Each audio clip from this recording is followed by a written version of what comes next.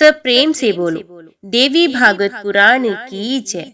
व्यासी बोले, हे राजन, इसके बाद समय आने पर देव स्वरूपिणी देवकी ने वसुदेव के संयोग से विधिवत गर्भ धारण किया। 10वां माह पूर्ण होने पर जब देवकी ने अत्यंत रूप संपन्न तथा सुडोल अंगों वाले अति उत्तम प्रथम पुत्र को जन्म दिया, तब सत्य प्रतिज्ञा से बंधे हुए महाभाग वसुदेव ने होनहार से विवश होकर देव माता देवकी से कहा, हे सुंदरी, अपने सभी पुत्र कंस को अर्पित कर देने की मेरी प्रतिज्ञा तू भली भांति जानती हो। हे महाभागे, उस समय इसी प्रतिज्ञा के द्वारा मैंने तुम्हें कंस से मुक्त कराया था। अतएव हे सुंदरी, मैं ये पुत्र तुम्हारे चचेरे भाई कंस को अर्पित कर दे रहा हूँ। जब दुष्ट कंस अथवा प्रारब्ध विनाश के लिए उदित ही है, तो तुम कर ही क्या सकोगी। अद्भुत कर्मों का परिणाम आत्मज्ञान से रहित प्राणियों के लिए दुर्जय होता है।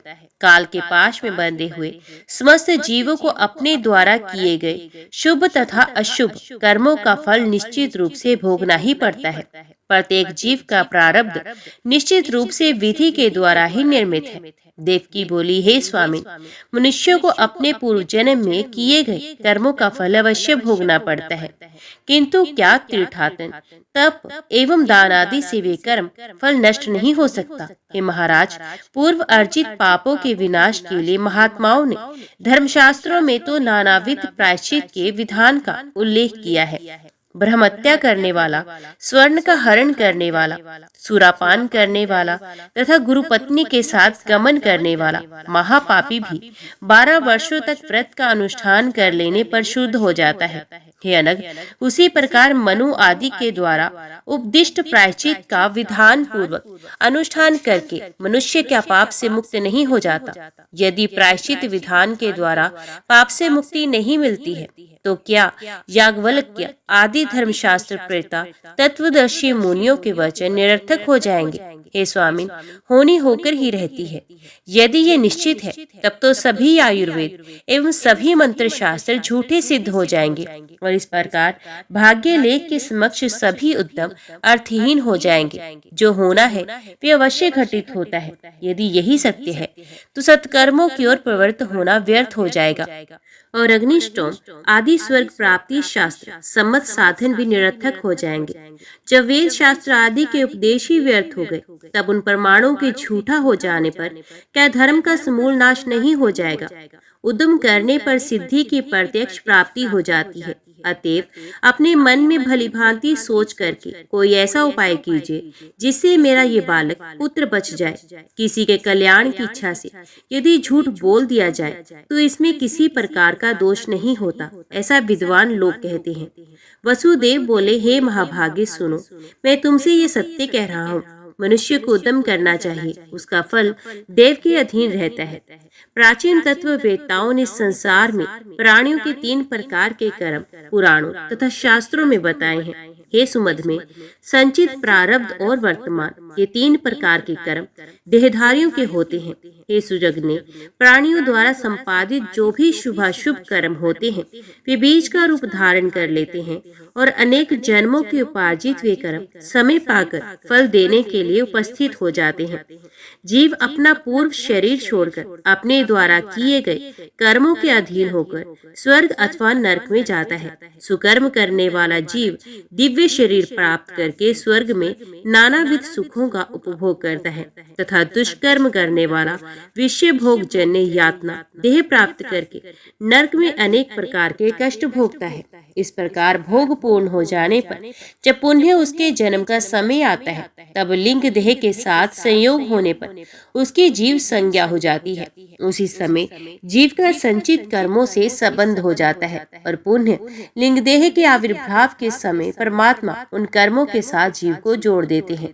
हे सुलोचने, इसी शरीर के द्वारा जीव को संचित, वर्तमान और प्रारब्ध, इन 3 प्रकार के शुभ अथवा अशुभ कर्म भोगने ही पड़ते हैं।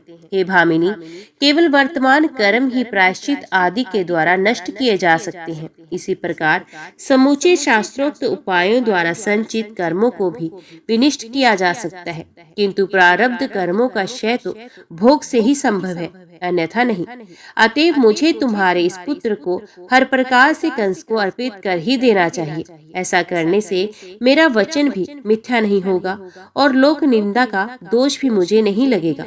इस अनित्य संसार में महापुरुषों के लिए धर्म ही एकमात्र सार तत्व है। इस लोक में प्राणियों का जन्म तथा मरण देव के अधीन है। अतएव हे प्रिय, प्राणियों को व्यर्थ शोक नहीं करना चाहिए। इस संसार में जिसने सत्य छोड़ दिया उसका जीवन निरर्थक ही है। जिसका ये लोक बिगड़ गया उसके लिए परलोक कहाँ। अथे सुंदर बोहों वाली, ये बालक मुझे दे दो और मैं इसे कंस को सौंप दूं। हे देवी, सत्य पथ का अनुगमन करने से आगे कल्याण होगा। हे प्रिय, सुख अथवा दुख किसी भी परिस्थिति में मनुष्यों को सत्कर्म ही करना चाहिए। हे देवी, सत्य की भलीभांति रक्षा करने से कल्याण ही होगा। व्यास जी बोले, अपने प्रिय पति के ऐसा कहने पर शोक संतप्त तथा कांपती हुई मनस्विनी देवकी ने ये नवजात शिशु वसुदेव को दे दिया। धर्मात्मा वसुदेव ने भी अपने पुत्र उस अबोध शिशु को लेकर कंस के महल की ओर चल पड़े। मार्ग में लोग उनकी प्रशंसा कर रहे थे। लोगों ने कहा, हे नागरिकों, इस मनस्वी वसुदेव को तो देखो। इस अबोध बालक को लेकर ये द्वेष रहित एवं सत्यवादी वसुदेव अपने वचन की रक्षा के लिए आज इसे मृत्यु को समर्पित करने जा रहा है। इनका जीवन सफल हो गया। इनके इस अद्भुत धर्म पालन को देखो, जो साक्षात काल स्वरूप कंस को अपना पुत्र देने के लिए जा रहे हैं। व्यास जी बोले, हे राजन, इस प्रकार लोगों द्वारा प्रशंसित होते हुए वे वसुदेव कंस के महल में पहुंच गए और उस दिव्य नवजात शिशु को कंस को अर्पित कर दिया। महात्मा वसुदेव के इस धैर्य को देखकर कंस भी विस्मित हो गया।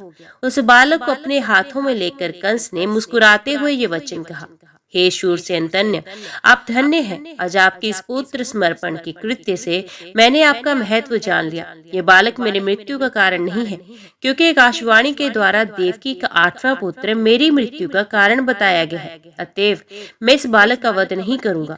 आप इसे अपने घर ले जाइए। हे महामती, आप मुझे देवकी का 8वां पुत्र दे दीजिएगा।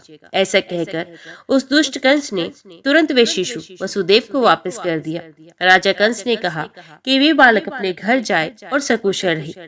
तत्पश्चात उस बालक को लेकर शूरसेन पुत्र वसुदेव प्रसन्नता पूर्वक अपने घर की ओर चल पड़े। इसके बाद कंस ने भी अपने मंत्रियों से कहा कि मैं शिशु को व्यर्थ की हत्या नहीं करूंगा, क्योंकि मेरी मृत्यु तो देवकी के 8वें पुत्र से कही गई है। अतः देवकी के प्रथम शिशु का वध करके मैं पाप क्यों करूं। तब वहां विद्यमान श्रेष्ठ मंत्रीगण साधु साधु ऐसा कहकर और कंस से आज्ञा पाकर अपने अपने घर गए। उनके चले जाने पर मुनि श्रेष्ठ नारद जी वहां आए। उस समय उग्रसेन पुत्र कंस ने श्रद्धापूर्वक उठकर विधिवत अर्घ्य पादम आदि अर्पण किया और पुनः कुशल क्षेम तथा उनके आगमन का कारण पूछा। तब नारद जी ने मुस्कुराकर कंस से ये वचन कहा, हे कंस, हे महाभाग, मैं सुमेरु पर्वत पर गया था। वह ब्रह्मा आदि देवगण एकत्रित होकर आपस में मंत्रणा कर रहे थे कि वसुदेव की पत्नी देवकी के गर्भ से सूर्यश्रेष्ठ भगवान विष्णु आपके संहार के उद्देश्य से अवतार लेंगे। तो फिर नीति का ज्ञान रखते हुए भी आपने उस शिशु का वध क्यों नहीं किया। कंस बोला, आकाशवाणी के द्वारा बताए गए अपने मृत्यु रूप देवकी के 8वें पुत्र का मैं वध करूंगा। नारद जी बोले, हे राजन, आप शुभ तथा अशुभ राजनीति को नहीं जानते और देवताओं की माया शक्ति भी नहीं जानते। अब मैं क्या बताऊं। अपना कल्याण चाहने वाले वीर को छोटे से छोटे शत्रु की भी उपेक्षा नहीं करनी चाहिए। गणित शास्त्र की सम्मेलन क्रिया के आधार पर तो सभी पुत्र 8वें कहे जा सकते हैं। आप मूर्ख हैं, क्योंकि ऐसा जानते हुए भी आपने शत्रु को छोड़ दिया। ऐसा कहकर श्रीमान देवदर्शन नारद वहां से शीघ्रता पूर्वक चले गए। नारद के चले जाने पर कंस ने उस बालक को मंगवाकर उसे पत्थर पर पटक दिया और उस मंदबुद्धि कंस को महान सुख प्राप्त हुआ। जनमेजय बोले, हे पितामह, उस बालक ने ऐसा कौन सा पाप कर्म किया था जिसे जन्म लेते ही उसको दुष्ट आत्मा कंस ने मार डाला। महान ज्ञानी धर्मपरायण तथा ब्रह्मवेत्ता होते हुए भी मुनिश्रेष्ठ नारद ने इस प्रकार का पाप क्यों किया।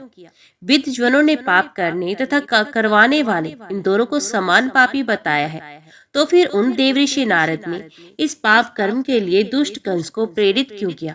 इस विषय में मुझे ये महान संदेह हो गया है। जिस कर्म फल से ये बालक मारा गया, उसके बारे में मुझे सब कुछ विस्तार पूर्वक बताइए। व्यास जी बोले, देवऋषि नारद को कौतुक करना था तथा कलह करा देना अत्यंत प्रिय है। अतः देवताओं का कार्य साधने के लिए ही उन्होंने उपस्थित होकर ये सब किया था। उन मुनि नारद की बुद्धि झूठ बोलने में कभी भी परिवर्तन नहीं हो सकती। सत्यवादी तथा पवित्र हृदय वाले वे सदा देवताओं का कार्य सिद्ध करने में तत्पर रहते हैं। इस प्रकार कंस ने देवकी के 6 पुत्रों को बारी बारी से जन्म लेते ही मार डाला। पूर्व जन्म में प्राप्त शाप के कारण वे 6 बालक जन्म लेते ही मृत्यु को प्राप्त हो गए। हे राजन, सुनिए, अब मैं उनके शाप का कारण बताता हूँ।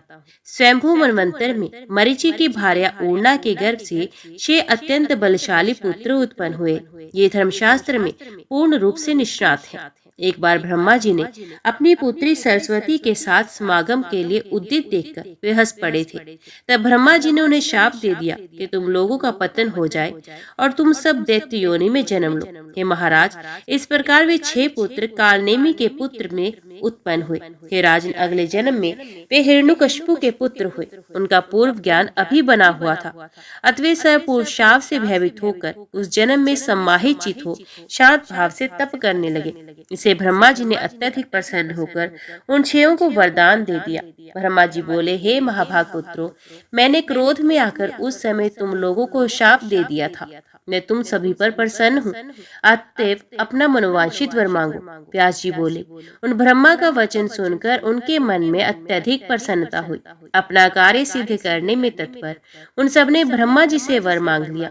बालक बोले, हे पितामह, यदि आज आप हम पर प्रसन्न हैं तो हमें मनोवांछित वरदान दीजिए। हम लोगों को सभी देवता, मानव और महानाग नाम मार सके। हे पितामह, यहाँ तक कि गंधर्व तथा बड़े से बड़े सिद्ध पुरुषों से भी हमारा वध न हो। व्यास जी बोले, तब ब्रह्मा जी ने उनसे कहा कि ये सब पूर्ण होगा। हे महाभाग्यशाली बालकों, अब तुम लोग जाओ, ये सत्य होकर रहेगा, इसमें संदेह नहीं। जब ब्रह्मा जी ने वरदान दिया और वह चले गए, तब वे सब प्रसन्न हुए। हे कुरुश्रेष्ठ, वरदान की बात जानकर हिरण्यकशिपु कुपित होकर उनसे बोला, हे पुत्रों, तुम लोगों ने मेरी उपेक्षा करके अपनी तपस्या से ब्रह्मा को प्रसन्न किया। उनसे प्रार्थना करने पर वरदान पाकर तुम लोग अत्यधिक बलशाली हो गए हो। तुम सभी ने अपने पिता के स्नेह को अपमानित किया है, अतः मैं तुम लोगों का परित्याग करता हूँ। अब तुम लोग पाताल लोक चले जाओ। इस पृथ्वी पर तुम लोग षड्ग्रभ नाम से विख्यात होगे। पाताल लोक में तुम लोग बहुत वर्षों तक निद्रा के वशीभूत रहोगे। तत्पश्चात तुम लोग क्रम से प्रतिवर्ष देवकी के गर्भ में उत्पन्न होते रहोगे और पूर्व जन्म का तुम्हारा पिता कालनेमी उस समय कंस नाम से उत्पन्न होगा। यह अत्यंत क्रूर कंस तुम लोगों को उत्पन्न होते ही मार डालेगा। व्यास जी बोले, इस प्रकार हिरण्यकशिपु से शापित होकर वे क्रम से एक एक करके देवकी के गर्भ में आते गए और कंस पूर्व शाप से प्रेरित होकर उन षड्ग्रभ रूप देवकी के पुत्रों का वध करता गया। इसके बाद शेषनाग के अंश अवतार बलभद्र जी देवकी के साथ में गर्भ में आए। तत्पश्चात योग माया ने अपने योग बल से उस गर्भ को च्युत कर लिया और हठात खींचकर उसे रोहिणी के गर्भ में स्थापित कर दिया। इसी बीच लोगों को ये बात मालूम हो गई कि 5वें महीने में ही देवकी का गर्भ स्राव हो गया। कंस भी देवकी के गर्भपात का समाचार जान गया। अपने लिए वे सुखप्रद समाचार सुनकर वे दुरात्मा कंस बहुत प्रसन्न हुआ। ऊर्ध्व देवताओं के कार्य को सिद्ध करने तथा पृथ्वी का भार उतारने के लिए जगतपति भगवान विष्णु देवकी के 8वें गर्भ में विराजमान हो गए। राजा बोले, हे मुनिश्रेष्ठ, आपने ये बता दिया कि वसुदेव जी महर्षि कश्यप के अंश अवतार थे और उनके यहाँ शेषनाग तथा भगवान विष्णु अपने अपने अंशों से उत्पन्न हुए। हे अनक, देवताओं के अन्य जो अंश अवतार पृथ्वी की प्रार्थना पर उसका भार उतारने के लिए हुए, उन्हें भी बताइए। व्यास जी बोले, हे राजन, देवताओं तथा असुरों के जो अंश लोक में विख्यात हुए हैं, उनके विषय में मैं संक्षिप्त रूप में बता रहा हूँ, आप उन्हें सुने। वसुदेव कश्यप के अंश से तथा देवकी अदिति के अंश से उत्पन्न हुए। बलदेव जी शेषनाग के अंश थे। इन सभी के अवतरित हो जाने पर जिन धर्म पुत्र श्रीमान नारायण के विषय में कहा जा चुका है, उन्हीं के अंश से साक्षात भगवान श्री कृष्ण ने अवतार लिया। मुनिवर नारायण ने श्री कृष्ण के रूप में प्रकट हो जाने पर उनके नर नामक जो छोटे भाई हैं, उनके अंश स्वरूप अर्जुन का प्राकट्य हुआ। महाराज युधिष्ठिर धर्म के अंश, भीमसेन पवन देव के अंश तथा माद्री के दोनों महाबली पुत्र नकुल एवं सहदेव दोनों अश्वनी कुमारों के अंश थे। कर्ण सूर्य के अंश से प्रकट हुए और विदुर को धर्म का अंश बताया गया। द्रोणाचार्य बृहस्पति के अंश तथा उनका पुत्र अश्वत्थामा शिव के अंश उत्पन्न हुए। विद्वानों का मानना है कि समुद्र के अंश से महाराज शंतनु तथा गंगा के अंश से उनकी भार्या उत्पन्न हुई। पुराण प्रसिद्ध गंधर्व राज के अंश से महाराज देवक उत्पन्न हुए। भीष्म पितामह का वसु का तथा राजा विराट को मरुद गणों का अंश अवतार बताया गया। महाराज धृतराष्ट्र अरिष्ट नेमि के पुत्र हंस के अंश से उत्पन्न कहे गए। कृपाचार्य को किसी एक मृदगण का अंश तथा कृतवर्मा को किसी दूसरे मृदगण का अंश बताया गया। हे राजन, दुर्योधन को कली का अंश तथा शकुनि को द्वापर का अंश समझिए। प्रसिद्ध सोमनंदन सुवर्चा पृथ्वी पर सोमप्रु नाम से विख्यात हुए। धृष्टद्युम्न अग्नि तथा शिखंडी राक्षस के अंश से उत्पन्न हुए। प्रद्युम्न संत कुमार के अंश कहे गए। द्रुपद वरुण के अंश तथा द्रौपदी साक्षात लक्ष्मी के अंश से उत्पन्न हुई। द्रौपदी के पांचों पुत्र विश्वदेव के अंश से उत्पन्न माने गए। कुंती सिद्धि के अंश से, माद्री धृति के अंश से तथा गंधारी मती के अंश से उत्पन्न हुई। भगवान कृष्ण की सभी पत्नियां देवताओं की रमणियों के अंश से उत्पन्न हुई। इंद्र के द्वारा भेजे हुए सब दैत्य धरातल पर आकर दुराचारी नरेश बने। शिशुपाल को हिरण्यकशिपु का अंश कहा गया है। जरासंध विपरचित्ति का तथा शल्य प्रहलाद का अंश अवतार था। कालनेमी कंस हुआ तथा हैशिरा को केशी का जन्म प्राप्त हुआ। बलिपुत्र ककुदी अरिष्टासुर बना जो गोकुल में मारा गया। अनुहलाद धृष्टकेतु बना और वाशकल भगदत्त के रूप में उत्पन्न हुआ। लंब ने प्रलंबासुर के रूप में जन्म लिया तथा खर धेनु का सुर हुआ। अत्यंत भयंकर वरहा और किशोर नामक दोनों दैत्य चाणूर और मुष्टिक नामक पहलवानों के रूप में प्रख्यात हुए। दीति का पुत्र अरिष्टासुर कोवल यापिड़ नामक हाथी हुआ। बलि की पुत्री पूतना बकी राक्षसी बनी और उसका छोटा भाई बकासुर कहलाया। द्रोणा पुत्र महाबली अश्वत्थामा यम, रुद्र, काम और क्रोध इन चारों के अंश से उत्पन्न हुआ। पूर्व काल में अंश अवतार के समय जो दैत्य तथा राक्षस उत्पन्न हुए थे, पृथ्वी पर से उनका भार उतारने के लिए सभी देवता अपने अपने अंश से उत्पन्न हुए। हे राजन, पुराणों में इन देवताओं तथा असुरों के अंश अवतारों का जो वर्णन किया गया है, ये सब मैंने आपसे कह दिया। जब ब्रह्मा आदि देवता प्रार्थना करने के लिए भगवान विष्णु के पास गए थे, तब विष्णु जी ने उन्हें श्वेत तथा श्याम वर्ण वाले 2 केश प्रदान किए थे। तदंतर पृथ्वी का भार उतारने के लिए भगवान कृष्ण श्याम वर्ण विष्णु का अंश लेकर तथा बलराम जी श्वेत वर्ण शेषनाग का अंश लेकर अवतरित हुए। जो प्राणी भक्ति भावना से इस अवतार की कथा का श्रवण करता है, वे समस्त पापों से मुक्त होकर अपने बंधु बांधवों के साथ आनंदित रहता है। व्यास जी बोले, हे राजन, उग्रसेन पुत्र कंस के द्वारा देवकी के 6 पुत्रों का वध कर दिए जाने पर तथा 7वां गर्भ गिर जाने के पश्चात वे राजा कंस नारद जी के कथनानुसार अपनी मृत्यु के संबंध में भली भांति विचार करते हुए सावधानी पूर्वक 8वें गर्भ को बचाने का प्रयत्न करने लगा। उचित समय आने पर भगवान श्री हरि अपने अंश के साथ वसुदेव में प्रविष्ट होकर देवकी के गर्भ में विराजमान हो गए। उसी समय देवताओं का कार्य सिद्ध करने के उद्देश्य से भगवती योग माया ने अपनी इच्छा से यशोदा के गर्भ में प्रवेश किया। कंस के भय से उद्विग्न होकर गोकुल में कालक्षेप कर रही वसुदेव भार्या रोहिणी के गर्भ से पुत्र रूप में बलराम जी प्रकट हो चुके थे। तदंतर कंस ने देव वंदिता देवकी को कारागार में बंद कर दिया और उनकी रखवाली के लिए बहुत से सेवक नियुक्त कर दिए। अपनी पत्नी देवकी के पुत्र प्रसव की बात को ध्यान में रखते हुए तथा उनके प्रेम पाश में आबद्ध रहने के कारण वसुदेव जी भी उनके साथ कारागार में ही रहने लगे। देवताओं का कार्य सिद्ध करने के लिए देवकी के गर्भ में विराजमान भगवान विष्णु देव समुदाय द्वारा स्तूयमान होते हुए धीरे धीरे वृद्धि को प्राप्त होने लगे। श्रावण मास में 10वां महीना पूर्व हो जाने पर भाद्रपद मास के कृष्ण पक्ष में रोहिणी नक्षत्र युक्त अष्टमी तिथि के उपस्थित होने पर भय से व्याकुल कंस ने सभी दानवों से कहा कि आप लोग इस समय गर्भ कक्ष में विद्यमान देवकी की रखवाली करें। देवकी के 8वें गर्भ से उत्पन्न बालक मेरा शत्रु होगा, अतएव आप लोगों को मेरे काल रूप उस बालक की यत्न पूर्वक रखवाली करनी चाहिए। हे दैत्यों, इस समय मैं अत्यंत उद्वेगकारी तथा दुखदायी 8वें गर्भ से उत्पन्न होने वाले इस बालक का वध कर लेने के बाद ही अपने महल में सुख पूर्वक सो सकूंगा।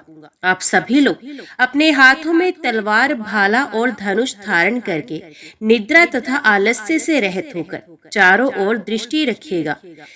व्यास जी बोले, उन दैत्य को ये आज्ञा देकर भयाकुल तथा चिंता के कारण अति दुर्बल दानव कंस तत्काल अपने महल में चला गया, किंतु वहां भी वे सुख की नींद नहीं सो पा रहा था।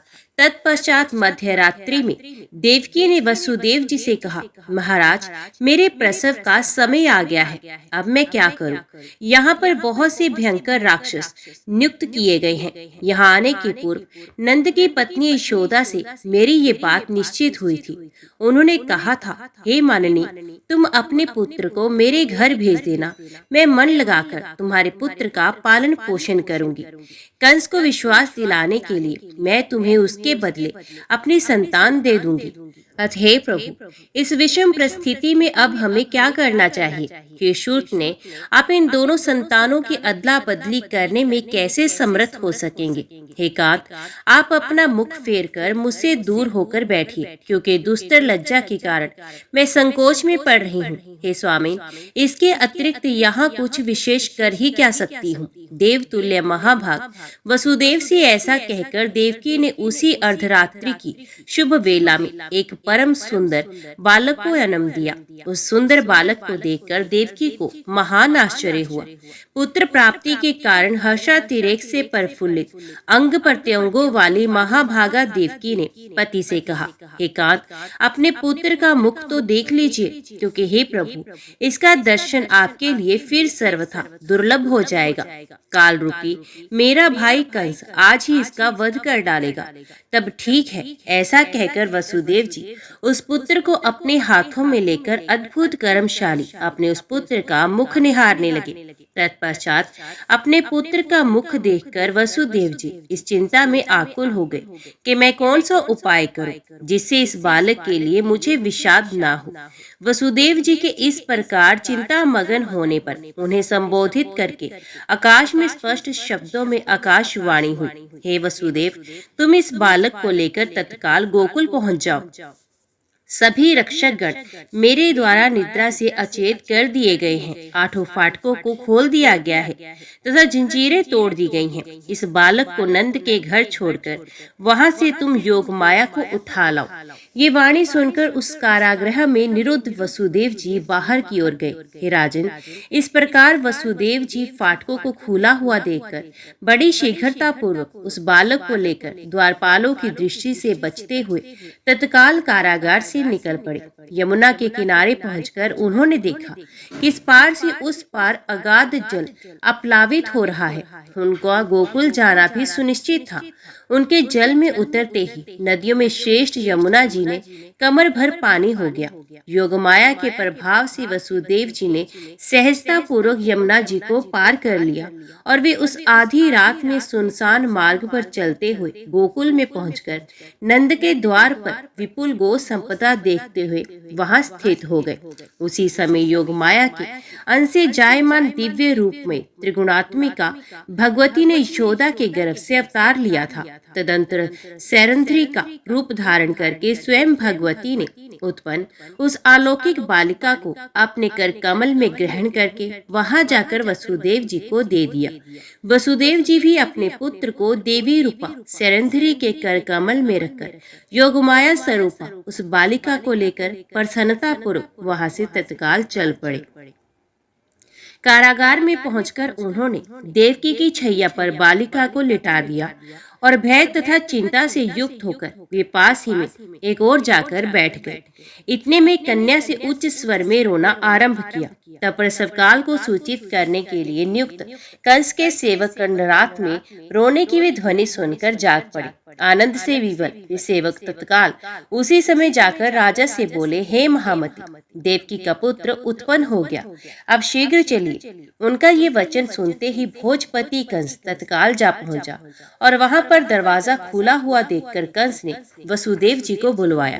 कंस बोला, हे महामती संपन्न वसुदेव, देवकी के पुत्र को यहाँ ले आओ। देवकी का 8वां गर्भ मेरी मृत्यु है, अतः मैं इस विष्णु रूप अपने शत्रु का वध करूंगा। व्यास जी बोले, कंस का वचन सुनकर भय से संत्रस्त नैनों वाले वसुदेव जी ने शीघ्र ही उस कन्या को ले जाकर कंस के हाथों में रोते हुए रख दिया। उस बालिका को देखकर राजा कंस बड़ा विस्मित हुआ। आकाशवाणी तथा नारद जी का वचन दोनों ही मिथ्या सिद्ध हुए। यहाँ संकट की स्थिति में पड़ा हुआ ये वसुदेव भी झूठी बात भला कैसे बना सकता है। मेरे सभी रक्षक भी सावधान थे, इसमें कोई संदेह नहीं। तब ये बालिका कहाँ से आ गई और वे बालक कहाँ चला गया। काल की बड़ी विषम गति होती है, अतएव इसके संबंध में अब किसी प्रकार का संदेह नहीं करना चाहिए। ऐसा सोचकर उस दुष्ट, निर्मम तथा कुल कलंकी कंस ने बालिका के दोनों पैर पकड़कर पत्थर पर पटका, किंतु वे कन्या कंस के हाथ से छूटकर आकाश में चली गई। वहां दिव्य रूप धारण करके उस कन्या ने मधुर स्वर में उससे कहा, अरे पापी, मुझे मारने से तुम्हारा क्या लाभ होगा। तेरा महाबलशाली शत्रु तो जन्म ले चुका है। वेदूर आराध्य परम पुरुष तुझ नराधम का वध अवश्य करेंगे। ऐसा कहकर स्वेच्छा हारिणी तथा कल्याणकारी भगवती स्वरूपा वे कन्या आकाश में चले गए। ये सुनकर आश्चर्य से युक्त कंस अपने महल के लिए प्रस्थान कर गया। वहां बकासुर, धेनुकासुर तथा वत्सासुर आदि दानवों को बुलवाकर अत्यंत कुपित तथा भयाक्रांत कंस ने उनसे कहा, हे दानवों, मेरा कार्य सिद्ध करने के लिए तुम सभी यहाँ से अभी प्रस्थान करो और जहाँ कहीं भी तुम लोगों को नवजात शिशु मिले उन्हें अवश्य मार डालना। बाल घातिनी ये पूतना अभी नंदराज के गोकुल में चली जाए। वहां सद्य प्रसूत जितने बालक मिले उन्हें ये पूतना मेरी आज्ञा से मार डाले। धेनु, वत्स, केशी, प्रलंब और बक ये समस्त असुर मेरा कार्य सिद्ध करने की इच्छा से वहां निरंतर विद्यमान है। इस प्रकार सभी दैत्यों को आदेश देकर वे दुष्ट कंस अपने भवन में चला गया। अपने शत्रु रूप उस बालक के विषय में बार बार सोचकर वे अत्यंत चिंतातुर तथा खिन्न मस्तक हो रहा था। व्यास जी बोले, हे राजन, प्रातः काल नंद जी के घर में पुत्र जन्म का बड़ा भारी समारोह संपन्न हुआ। ये बात चारों ओर फैल गई और कंस ने भी इसी दूत के मुख से ये सुन लिया। कंस ये पहले से ही जानता था कि वसुदेव की अन्य भार्या, पशु तथा सेवकगण सबके सब गोकुल में नंद के यहाँ रह रही हैं। हे भारत, इस कारण से गोकुल के प्रति कंस का संदेह और बढ़ गया। नारद जी ने भी सभी कारण पहले ही बता दिए थे। उन्होंने कह दिया था कि गोकुल में नंद आदि गोप, उनकी पत्नियां, देवकी तथा वसुदेव आदि जो लोग हैं वे सब देवताओं के अंश से उत्पन्न हुए हैं, इसलिए वे निश्चित रूप से तुम्हारे शत्रु हैं। हे राजन, देवऋषि नारद ने जब ये बात बताई थी तो बड़े से बड़े पाप कर्मों में पर्वत रहने वाला वे कुल कलंकी कंस अत्यधिक कुपित हो गया था। अपरिमित तेज वाले श्री कृष्ण ने पूतना, बकासुर, वत्तासुर, महाबली धेनुकासुर तथा प्रलंबासुर को मार डाला और गोवर्धन पर्वत को उठा लिया। इस अद्भुत कर्म को सुनकर कंस ने यह अनुमान लगा लिया कि मेरा भी मरण अब सुनिश्चित है। महान बलशाली केशी भी मार डाला गया। ये जानकर कंस अत्यधिक खिन्न मस्तक हो गया। तब उसने धनुष यज्ञ के बहाने कृष्ण तथा बलराम दोनों को शीघ्र ही मथुरा में बुलाने की योजना बनाई। निर्दयी तथा पाप बुद्धि कंस ने असीम पराक्रमी श्री कृष्ण तथा बलराम का वध करने के उद्देश्य से उन्हें बुलाने के लिए अक्रूर को भेजा। तदंतर कंस का आदेश मानकर गंदनी पुत्र अक्रूर गोकुल गए और दोनों गोपालों श्री कृष्ण तथा बलराम को रथ पर बैठाकर गोकुल से मथुरा लौट आए। वहां पहुंचकर श्री कृष्ण तथा बलराम ने धनुष को तोड़ा, पुनः रजक, कुवलयापित, हाथी चानूर और मुष्टि का संहार करके भगवान श्री कृष्ण ने शल तथा तोषल का वध किया। तत्पश्चात देवेश श्री कृष्ण ने कंस के बाल पकड़कर लीलापूर्वक उसको भी मार डाला। तदंतर शत्रु विनाशी श्री कृष्ण ने अपने माता पिता को कारागार से मुक्त कराकर उनका कष्ट दूर किया और उग्रसेन को उनका राज्य वापस दिला दिया। तदंतर महामना वसुदेव ने उन दोनों का मौंजी बंधन तथा उपनयन संस्कार विधि पूर्वक संपन्न कराया। उपनयन संस्कार हो जाने के पश्चात वे दोनों सांदीपनी ऋषि के आश्रम में विद्या अध्ययन के लिए गए और समस्त विद्याओं का अध्ययन करके पुनः मथुरा लौट आए। वसुदेव जी के पुत्र कृष्ण और बलराम 12 वर्ष की अवस्था में ही संपूर्ण विद्याओं में निष्णात तथा महान बलशाली होकर मथुरा में निवास करने लगे। उधर अपने जमाता कंस के वध से मग्ध नरेश जरासंध अत्यंत दुखी हुआ और उसने विशाल सेना संगठित कर मथुरापुरी पर आक्रमण कर दिया। किंतु मथुरा में निवास करने वाले बुद्धिमान श्री कृष्ण ने सम्रांगण में उपस्थित होकर 17 बार उसे पराजित किया। इसके बाद जरासंध ने यादव समुदाय के लिए भयदायक तथा संपूर्ण मलेच्छों के अधिपति काल्यवन नामक योद्धा को श्री कृष्ण का सामना करने के लिए प्रेरित किया।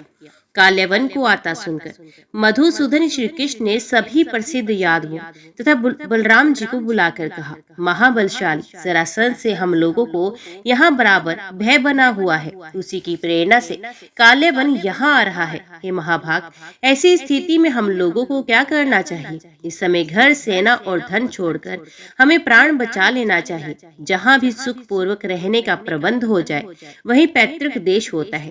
इसके विपरीत उत्तम कुल के निवास करने योग्य पैतृक भूमि में भी यदि सदा अशांति बनी रहती हो तो ऐसे स्थान पर रहने से क्या लाभ? अतः सुख की कामना करने वाले को पर्वत या समुद्र के पास निवास कर लेना चाहिए। जिस स्थान पर शत्रु का भय नहीं रहता ऐसे स्थान पर ही विज्ञजनों को रहना चाहिए। भगवान विष्णु शेषशय्या का आश्रय लेकर समुद्र में शयन करते हैं और इसी प्रकार त्रिपुर दमन भगवान शंकर भी कैलाश पर्वत पर निवास करते हैं। अतएव शत्रुओं द्वारा निरंतर संतप्त किए गए हम लोगों को अब यहाँ नहीं रहना चाहिए। अब हम सभी लोग एक साथ द्वारकापुरी चलेंगे। गरुड़ ने मुझसे बताया है कि द्वारकापुरी अत्यंत रमणीक तथा मनोहर है, जो समुद्र के तट पर तथा रैवत पर्वत के समीप विराजमान है। व्यास जी बोले, श्री कृष्ण की ये युक्तिपूर्ण बात सुनकर सभी श्रेष्ठ यादवों ने अपने परिवार जनों तथा वाहनों के साथ जाने का निश्चय कर लिया। गाड़ियों, ऊंटों, घोड़ियों और भैंसों पर धन सामग्री लादकर तथा श्री कृष्ण और बलराम जी को आगे करके वे सभी यादव श्रेष्ठ अपने परिजनों को साथ लेकर नगर से बाहर हो गए। समस्त प्रजाजनों को आगे आगे करके सभी श्रेष्ठ यादव चल पड़े। वे सब कुछ ही दिनों में द्वारकापुरी में पहुंच गए। श्री कृष्ण ने कुशल शिल्पकारों से द्वारकापुरी का जीर्णोद्धार कराया। सभी यादवों को वहां बसाकर वे श्री कृष्ण और बलराम तत्काल मथुरा लौटकर उस निर्जन पुरी में रहने लगे। उसी समय शक्तिशाली काल्यवन भी वहां आ गया। काल्यवन को आया जानकर वे पीताम्बरधारी तथा ऐश्वर्य संपन्न मधुसूदन भगवान जनार्दन नगर से बाहर निकल पड़े और जोर जोर से हंसते हुए उसके आगे आगे पैदल ही चलने लगे। उन कमल लोचन श्री कृष्ण को अपने आगे जाता देखकर वे दुष्ट काल्यवन उनके पीछे पीछे पैदल ही चलता रहा। तत्पश्चात भगवान श्री कृष्ण काल्यवन सहित वहां पहुंच गए जहां महाबली रजश्री मुचुकुंद शयन कर रहे थे। मुचुकुंद को देखकर भगवान कृष्ण वहीं अंतर ध्यान हो गए। वे काल्यवन भी वहीं पहुंच गया। उसने देखा कोई सो रहा है। राज ऋषि मुचुकुंद को कृष्ण समझकर काल्यवन ने उनके ऊपर पैर से प्रहार किया। काल्यवन द्वारा पाद प्रहार किए जाने से वे जग गए और क्रोध से आंखें लाल किए हुए महाबली मुचुकुंद ने उसकी ओर दृष्टिपात करके उसे भस्म कर दिया। उसे जलाने के बाद मुचुकुंद ने अपने समक्ष कमल नयन भगवान श्री कृष्ण को उपस्थित देखा। तदंतर देवाधिदेव वसुदेव को प्रणाम करके वे वन की ओर प्रस्थान करके भगवान श्री कृष्ण भी बलराम को साथ लेकर द्वारकापुरी चले गए। इस प्रकार उग्रसेन को पुनः राजा बनाकर वे इच्छा पूर्वक विहार करने लगे। इसके बाद शिशुपाल के साथ रुक्मणी के सुनिश्चित किए गए विवाह हेतु आयोजित स्वयंवर से भगवान श्री कृष्ण ने रुक्मणी का हरण कर लिया और उसके साथ राक्षस विधि से विवाह किया। तत्पश्चात जामवती, सत्यभामा, मित्रविंदा, कालिंदी, लक्ष्मणा, भद्रा तथा नागनृत्यति इन दिव्य सुंदरियों को बारी बारी से ले आकर श्री कृष्ण ने उनके साथ भी पानी ग्रहण किया। हे भूपाल, श्री कृष्ण की यही परम सुंदर 8 पत्नियां थी। इनमें रुक्मणी ने देखने में परम सुंदर पुत्र प्रद्युम्न को जन्म दिया। मधुसूदन, भगवान श्री कृष्ण ने उस बालक के जातकर्म आदि संस्कार किए। महाबली शंबरासुर ने प्रसव गृह से उस बालक का हरण कर लिया और उसे अपनी नगरी में ले जाकर मायावती को सौंप दिया। उधर अपने पुत्र का हरण देखकर शोक संतप्त वसुदेव श्री कृष्ण ने भक्ति भाव युक्त हृदय से उन भगवती योग माया की शरण ली, जिन्होंने वृत्तासुर आदि दैत्यों का लीला मात्र से वध कर दिया था। तदंतर भगवान श्री कृष्ण अत्यंत सारगर्भित अक्षरों तथा वाक्यों से युक्त मंगल में स्तवनों के द्वारा योग माया का पुनः स्मरण करने लगे। श्री कृष्ण बोले, हे माता, पूर्व काल में मैंने धर्म पुत्र नारायण के रूप में बद्रिक आश्रम में घोर तपस्या करके तथा पुष्य आदि से आपकी विधिवत पूजा करके आपको प्रसन्न किया था। हे जननी, क्या अपने प्रति मेरे उस भक्ति भाव को आपने विस्मृत कर दिया? किस कुत्सित हृदय वाले दुराचारी ने प्रसूति गृह से मेरे पुत्र का हरण कर लिया, अथवा किसी ने मेरा अभिमान दूर करने के लिए कौतूहलवश ये प्रपंच कर्च दिया? हे अम्बे, चाहे जो हो, किंतु आज अपने भक्तजन की लाज रखना आपका परमोचित कर्तव्य है। चारों ओर दुस्तर खाइयों से अति सुरक्षित मेरी नगरी है, उसमें भी मेरा भवन मध्य भाग में स्थित है और उस भवन के अंतपुर में प्रसूति गृह स्थित है, जिसके दरवाजे बंद रहते हैं। फिर भी मेरे पुत्र का हरण हो गया, ये तो मेरे दोष के ही कारण हुआ। मैं द्वारकापुरी छोड़कर किसी अन्य नगर में नहीं गया और यादवगण भी वहां से कहीं नहीं गए। महान वीरों के द्वारा नगरी की पूर्ण सुरक्षा की गई। हे माता, इसमें तो मुझे आपकी ही माया का प्रत्यक्ष प्रभाव परिलक्षित हो रहा है, जिसकी प्रेरणा से किसी मायावी ने मेरे पुत्र का हरण किया। हे माता, जब मैं आपके अत्यंत गुप्त चरित्र को नहीं जान पाया, तो फिर मंद बुद्धि तथा अल्पज्ञ ऐसा कौन प्राणी होगा जो आपके चरित्र को जान सकता है? मेरे पुत्र का हरण करने वाला कहाँ चला गया, जिसे मेरे सैनिक देख तक नहीं पाए? हे अंबिके, ये आपकी ही रची हुई माया का प्रभाव है। आपके लिए ये कोई विचित्र बात नहीं है, क्योंकि मेरे प्रकट होने के पूर्व आपने अपनी माया के प्रभाव से माता देवकी के 5 महीने के गर्भ को खींचकर माता रोहिणी के गर्भ में स्थापित कर दिया था। वसुदेव जी कारागार में निरुद्ध थे। उनसे दूर रहती हुई पति प्रायणा माता रोहिणी ने संपर्क के बिना ही उसे जन्म दिया, जो हलधर नाम से प्रसिद्ध हुआ। हे अम्बा, आप सत्व, रज तथा तम इन तीनों गुणों के द्वारा जगत का सृजन, पालन तथा संहार निरंतर करती रहती हैं। हे जननी, आपके पाप नाशक चरित्र को कौन जान सकता है?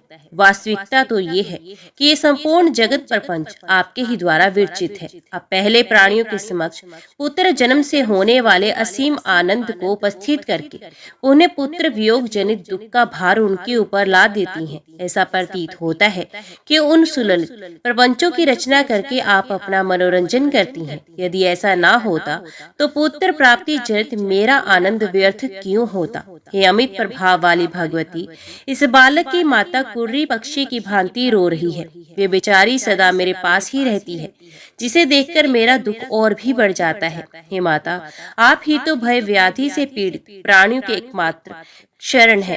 हे ललिते, आप उसका दुख क्यों नहीं समझ रही? हे देवी, विद्वजन कहते हैं कि पुत्र जन्म के अवसर पर सुख की कोई सीमा नहीं रहती तथा उसके नष्ट हो जाने पर दुख की भी सीमा नहीं रहती।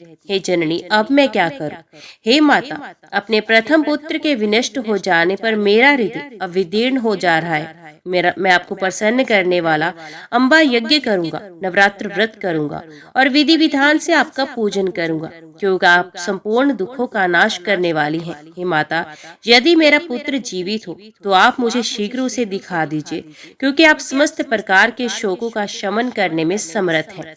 व्यास जी बोले, असाध्य से असाध्य कार्य को भी सहज भाव से कर सकने में समर्थ भगवान श्री कृष्ण की इस प्रकार स्तुति करने पर भगवती उन जगत गुरु वसुदेव के सामने प्रत्यक्ष प्रकट होकर बोली। श्रीदेवी बोली, हे देवेश, आप शोक ना करें, ये आपका पूर्व जन्म का शाप है। उसी के परिणाम स्वरूप शंबरासुर ने आपके पुत्र का बलपूर्वक हरण किया। 16 वर्ष का हो जाने पर ये पुत्र मेरी कृपा से उस शंबरासुर का संहार करके स्वयं ही घर वापस आ जाएगा इसमें संदेह नहीं। व्यास जी बोले, ऐसा कहकर प्रचंड पराक्रम से संपन्न भगवती चंडिका का अंतर ध्यान हो गई और भगवान श्री कृष्ण भी पुत्र शोक त्याग कर प्रसन्न हो गए।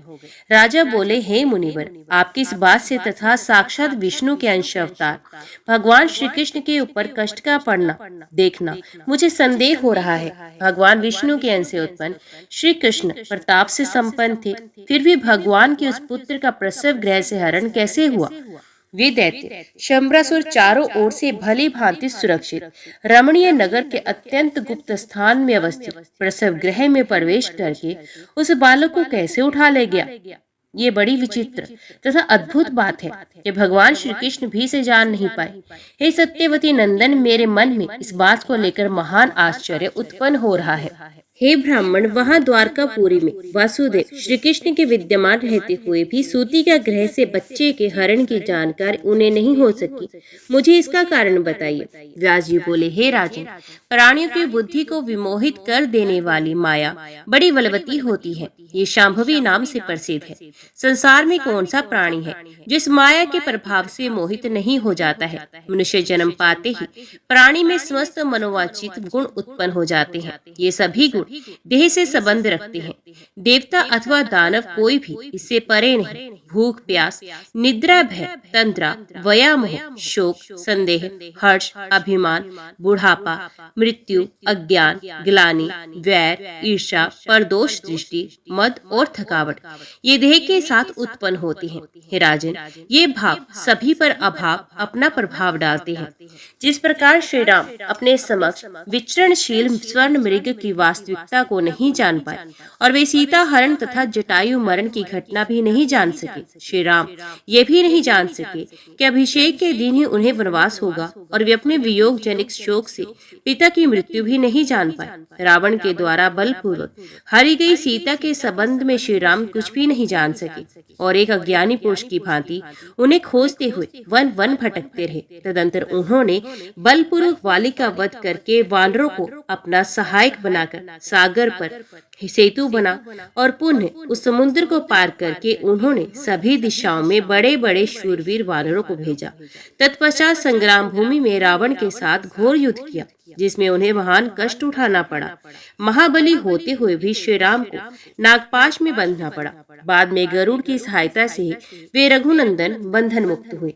श्री राम ने कोप करके समरभूमि में रावण, महाबली, कुंभकर्ण, मेघनाथ तथा निकुंभ का संहार किया। भगवान श्री राम को जानकी की निर्दोषता का भी परिज्ञान नहीं हो सका और उन्होंने शुद्धता की परीक्षा हेतु प्रज्वलित अग्नि में उनका प्रवेश कराया। तत्पश्चात दशरथ पुत्र श्री राम ने परम पवित्र तथा प्रिय सीता को लोक निंदा के भय से दूषित मानकर उनका परित्याग कर दिया।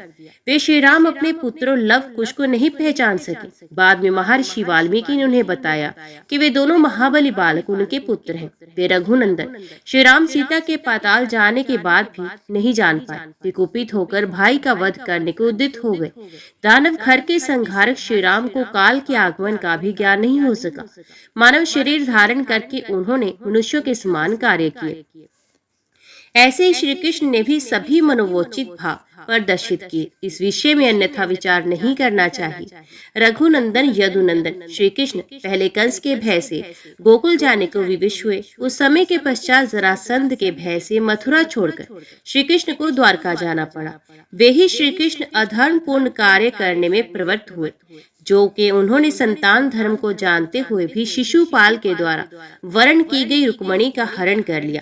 शंबरासुर के द्वारा पुत्र का बलपूर्वक हर कर लिए जाने पर उसके लिए श्री कृष्ण शोकाकुल हो उठे और भगवती से पुत्र के जीवित होने की बात जानकर वे प्रसन्न हो गए। इस प्रकार हर्ष तथा शोक इन दोनों से वे प्रभावित रहे। सत्यभामा की आज्ञा से स्वर्ग में जाकर कल्प वृक्ष के लिए उन्होंने इंद्र के साथ युद्ध किया। युद्ध में इंद्र को परास्त करके अपना स्त्री वशीत्व प्रकट करते हुए श्री कृष्ण ने इंद्र से विकल्प वृक्ष छीन लिया। माननी सत्यभामा का मान रखने के लिए प्रभु श्री कृष्ण काष्ठ मूर्ति के रूप में चित्रित हो गए और सत्यभामा ने पति कृष्ण को वृक्ष में बांधकर उन्हें नारद को दान कर दिया। तत्पश्चात सत्यभामा ने सोने का कृष्ण दान में देकर उन्हें नारद जी से मुक्त कराया। रुक्मिणी के प्रद्युम्न आदि विशिष्ट गुण संपन्न पुत्रों को देखकर दीन भाव से जामवती ने श्री कृष्ण से सुंदर संतान हेतु याचना की।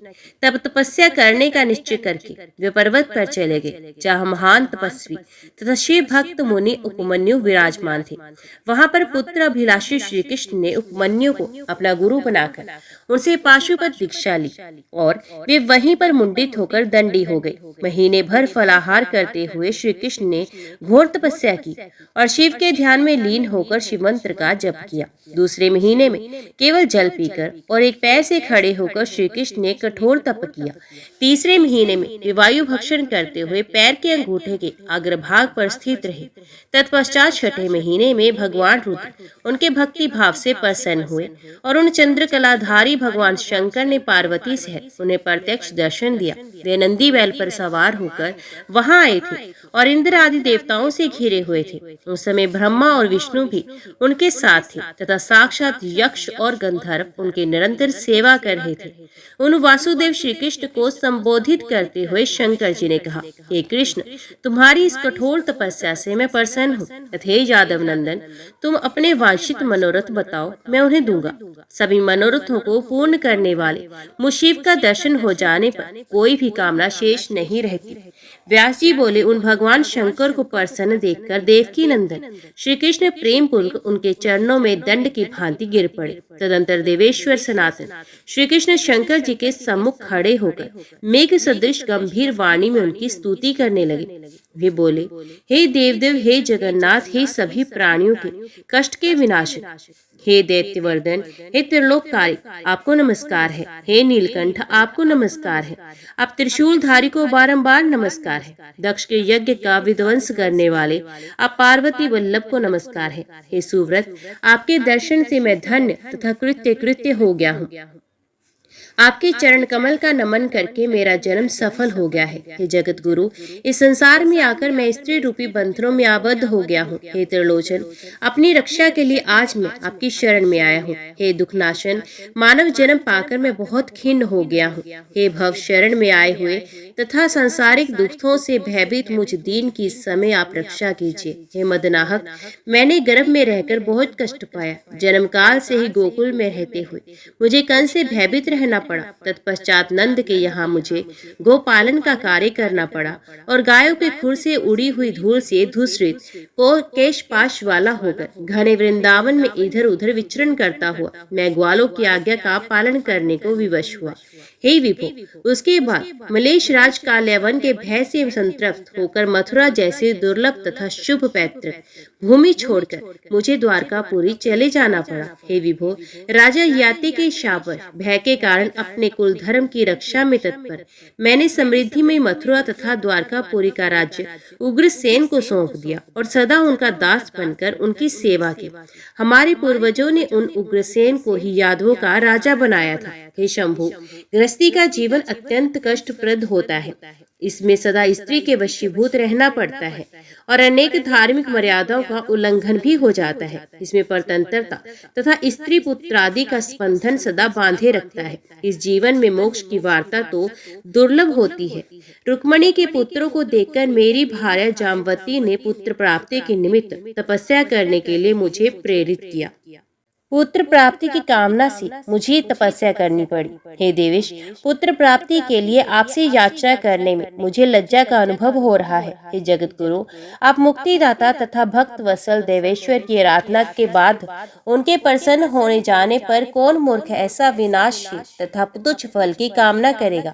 हे शंभो, हे जगतपति, हे विभो, अपनी भार्या जामवती से प्रेरित होकर आपकी माया से विमूर्छित ये मैं आप मुक्तिदाता से पुत्र सुख की याचना कर रहा हूँ। हे शंभो, मैं जानता हूँ कि ये संसार कष्टदायक दुखों का आगार अनित्य तथा विनाशशील है, फिर भी इसके प्रति मेरे मन में वैराग्य भाव का उदय नहीं हो पा रहा है। नारायण का अंश होते हुए भी पूर्व जन्म के शाप के कारण माया पाश में आबद्ध होकर नानाविध कष्ट भोगने के लिए मुझे पृथ्वी तल पर जन्म लेना पड़ा।